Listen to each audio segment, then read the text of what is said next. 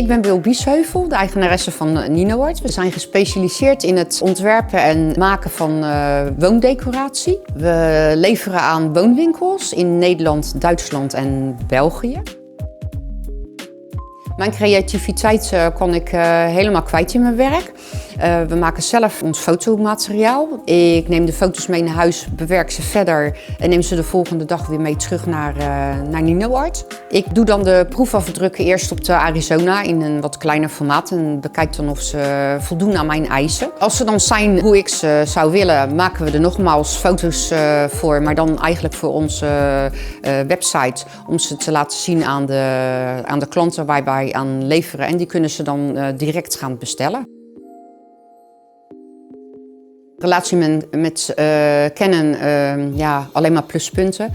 De mannen die hier komen voor het onderhoud zijn stuk voor stuk ja, gewoon hartstikke gezellige mannen die de werk gewoon perfect doen. Heel Canon denkt echt met je mee en helpt je ook als je ja, met iets lastigs zit. Wij drukken ook af op hout.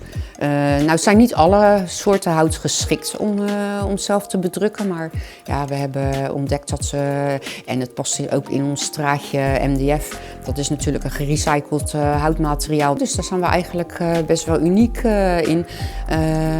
Ja, met name het MDF. Het is natuurlijk veel omslachtiger om mee te werken. Maar daardoor vind ik het juist ook een uitdaging en erg leuk om je creativiteit ja, op bot te vieren, om het zo maar te zeggen. Wij leveren aan de woonwinkels. We leveren niet aan grote concerns. We willen ja, uniek zijn, blijven. Onze prijzen liggen ook iets hoger. Dat komt deels omdat we het zelf ontwerpen, zelf maken. We goede producten gebruiken, goede kwaliteit. Goede inkten, daar zit zo verschrikkelijk veel verschil in natuurlijk. En ja, wij vinden kwaliteit gewoon heel erg belangrijk. En de kleine details natuurlijk, die we graag aanbrengen op onze ontwerpen. Om je toch te kunnen onderscheiden met massaproductie, om het zo maar te zeggen. En dan is prijs eigenlijk wat minder belangrijk voor winkeliers. Maar juist het onderscheidende.